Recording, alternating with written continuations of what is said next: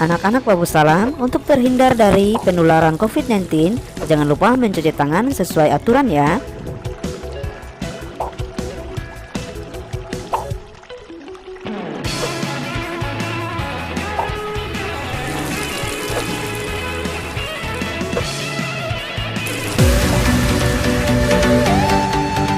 Assalamualaikum warahmatullahi wabarakatuh.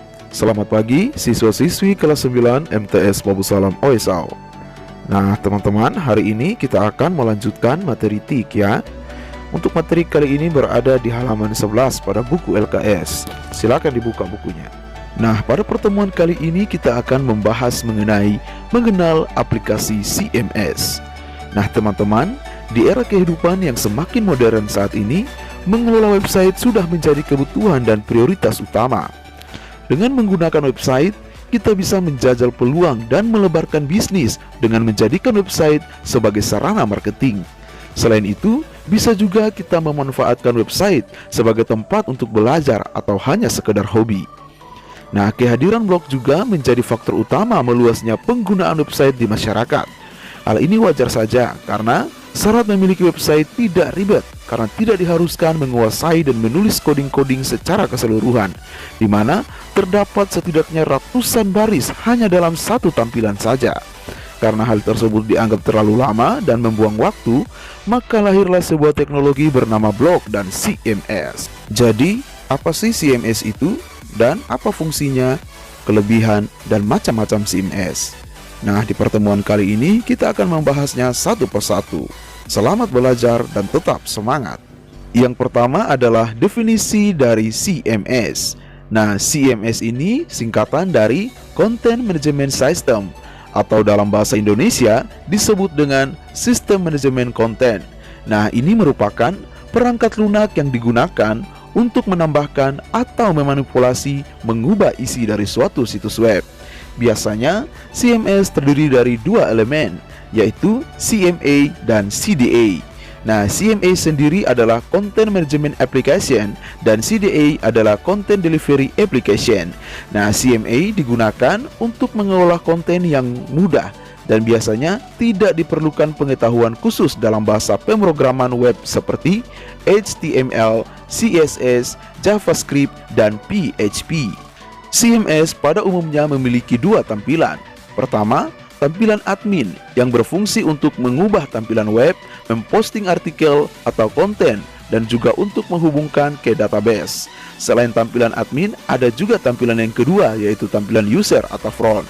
Nah, tampilan user atau front ini adalah tampilan saat diakses oleh orang banyak atau publik. Paham ya? Berikutnya adalah fungsi CMS. Nah, fungsi utama dari CMS ini sebenarnya sebagai platform atau aplikasi web dengan fokus pada pengelolaan konten.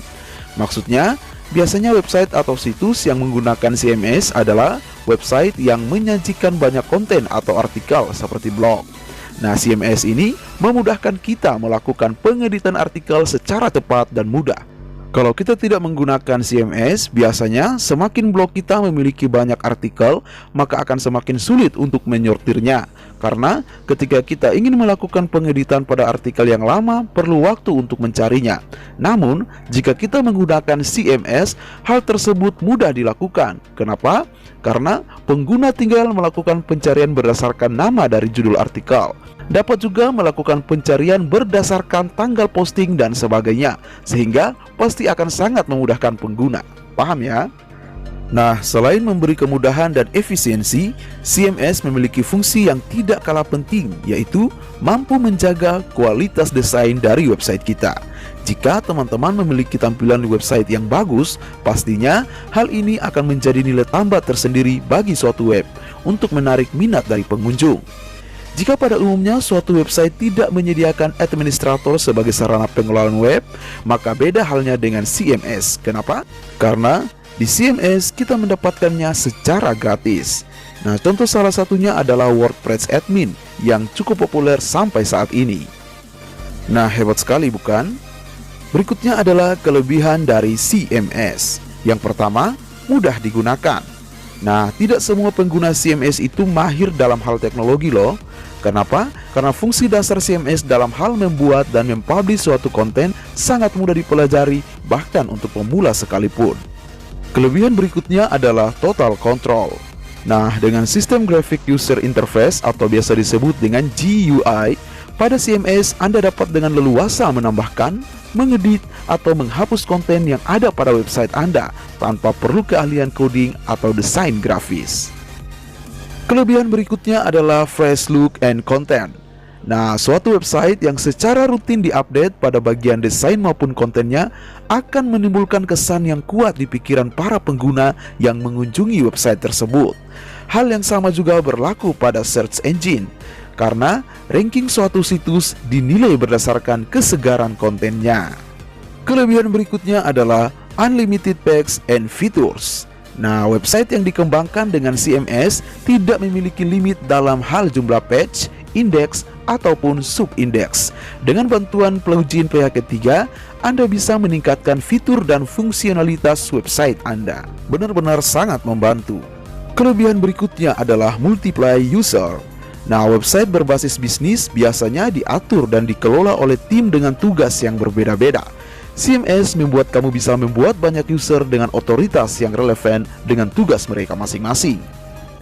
Kelebihan selanjutnya adalah security. Nah, Content Management System memiliki fitur security yang disebut dengan state of the art, yang berguna untuk menjaga konten dan database kamu dari berbagai cyber attack atau serangan dari cyber. Teman-teman juga bisa membatasi akses konten via permission based system. Kelebihan berikutnya adalah update dan upgrade. Nah, ekosistem CMS sangat fleksibel, yang mana membuat teman-teman dapat dengan mudah mengupdate ataupun mengupgrade situs teman-teman agar sinkron dengan perkembangan teknologi yang terjadi, sangat dinamis. Kelebihan berikutnya adalah improve customer service. Nah, CMS ini menyediakan fitur seperti form live chat yang menghubungkan pengunjung website dengan teman-teman secara live. Kelebihan selanjutnya adalah SEO friendly. Nah, tools dari CMS ini sangat search engine friendly.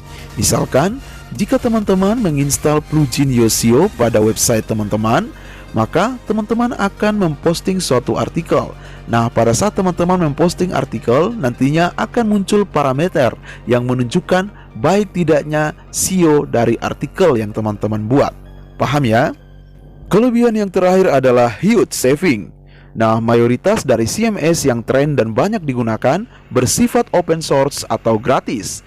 Nah, jadi teman-teman tidak perlu khawatir masalah biaya. Hebatnya lagi, perubahan yang teman-teman buat pada website teman-teman tidak memerlukan jasa web developer, sehingga menghemat pengeluaran teman-teman. Luar biasa bukan? Kita melangkah ke materi berikutnya, yaitu macam-macam CMS. Nah, sampai saat ini kebutuhan untuk membuat website semakin banyak, sehingga mulai bermunculan banyak CMS yang memiliki fungsi yang berbeda-beda.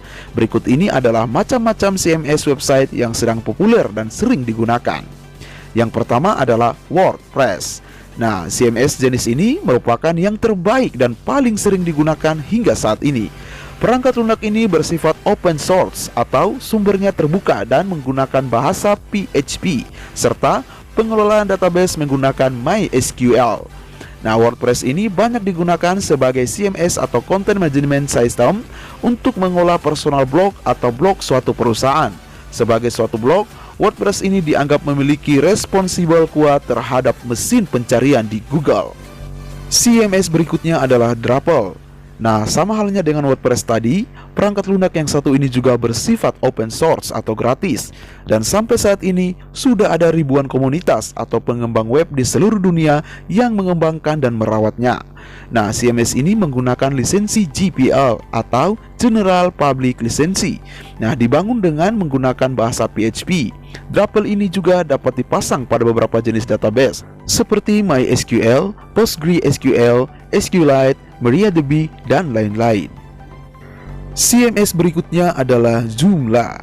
Nah, CMS ini juga memiliki lisensi GPL dan bersifat open source, sehingga dapat mengalami pengembangan yang dilakukan oleh berbagai pihak komunitas ataupun pengembang website. Perangkat lunak Joomla ini juga dibangun menggunakan bahasa PHP dan menggunakan database MySQL. Berbagai fitur menarik ditawarkan seperti sistem chats untuk meningkatkan performa, RSS, blogs, dan lain-lain. CMS berikutnya adalah Blogger. Nah, Blogger ini adalah sebuah layanan publikasi blog yang dirilis oleh Payura Labs dan telah diakuisisi oleh Google. Blogger menjadi salah satu perangkat blog pertama di dunia dan berperan dalam mempopulerkan formal blog di dunia. Akuisisi oleh Google menyebabkan banyak fitur premium berbayar menjadi gratis. CMS berikutnya adalah PrestiShop. Nah, sesuai dengan namanya, CMS ini memang lebih cocok digunakan sebagai suatu web berbasis toko online atau e-commerce. Kehadiran toko online ini memang mengalami perkembangan hingga saat ini. PrestiShop juga bersifat open source. Dengan berbagai kemudahan yang ditawarkan, membuat para pengusaha atau pengelola UKM tidak ragu menggunakan CMS PrestiShop ini. CMS berikutnya adalah vBulletin. Nah, berbeda halnya dengan CMS sebelumnya yang bersifat free atau gratis atau istilahnya open source, vBulletin ini bersifat berbayar dan lebih sering digunakan sebagai portal web atau suatu forum diskusi terbuka dengan skala yang besar. Biasanya dikenal dengan istilah e-forum. vBulletin ini juga dibangun menggunakan bahasa PHP dan menggunakan database MySQL. CMS berikutnya adalah Magento.